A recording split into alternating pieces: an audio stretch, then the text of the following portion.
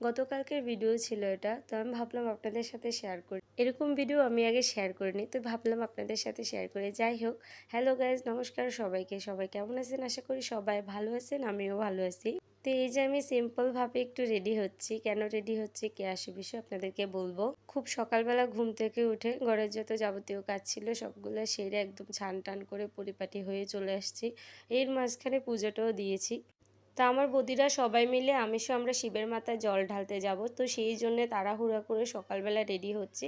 তো তখন 7টা বাজে। তো আমি যেহেতু একটু ভিডিও করব, সেই জন্য আমি আগ থেকেই রেডি হচ্ছি। আমাদের 9টা বাজে জল ঢালার টাইম ছিল।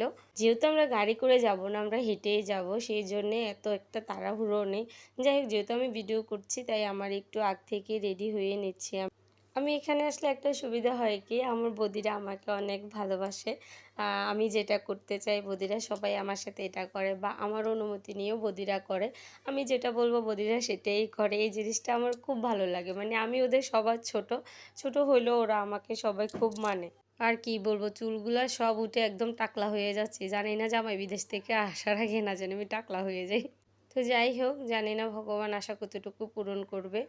আমি কিন্তু এখানে একদম বেশি সাজুগুজু করি নাই। হ্যাঁ, আমি জাস্ট একটু ফেস পাউডার দিয়েছি। এটা দেখে আবার অনেকে ভাববেন না যে আমি প্রচুর পরিমাণ সেজেছি। আমি সবসময় একটু সিম্পলে সাজি। আমার সাজগোজ এত বেশি না, তবে সিম্পল সাজতে গিয়েও আমার অনেক টাইম লেগে যায়, জানি না সেটা কেন। বাবা শিবের জন্ম মাস এই শ্রাবণ মাস, সেই জন্য এটা একটু স্পেশাল হয়। যারা একদম পরম শিব ভক্ত তারা হয়তো এই দিনটাকে খুব ভালোভাবে পালন করতে পারে। তবে আমরা অতটুকু পারি না, যতটুকু করা সম্ভব ঠিক অতটুকুই করার চেষ্টা করি। আর এই যে চুড়িগুলো দেখছি, অনেকেই দেখছি ভিডিও করছে, তাদের স্বামীরা এনে দিচ্ছে, পড়ছে। আমি কি করব, আমার স্বামী তো দেশে নেই। ও দেশে না থাকলে কি হয়েছে, ওর টাকা দিয়ে চুড়িগুলা কিনা। আমি আমার স্বামীর মঙ্গল কামনাতেই এগুলা করি। জানি না এটা ভগবান কতটুকু কিভাবে নেবে, তবে সত্যি কথা বলতে আমি আমার স্বামীর মঙ্গল কামনাতেই করি। ও যাতে একটু ভালো থাকে, সুস্থ থাকে, এই জন্যে। আর আমাদের স্বামী স্ত্রীর সম্পর্কটা যাতে অটুট থাকে সেই জন্যই। আর আমার মা অসুস্থ হলেও কি হয়েছে, উনি আমাকে সব কিছু আমার হাতে হাতে এনে দিচ্ছে।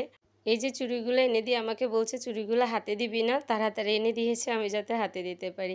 যাই হোক, আমি ফাইনালি রেডি হয়ে গেলাম। তো তোমাদের ভিডিওটা কেমন লেগেছে অবশ্যই তোমরা আমাকে বলবে। আর আমি আবারও বলছি, যাদের ভালো লাগছে না তারা আমার ভিডিওগুলো দেখবে না, দয়া করে দেখবেও না, আর কোনো বাজে কথা বলবেও না।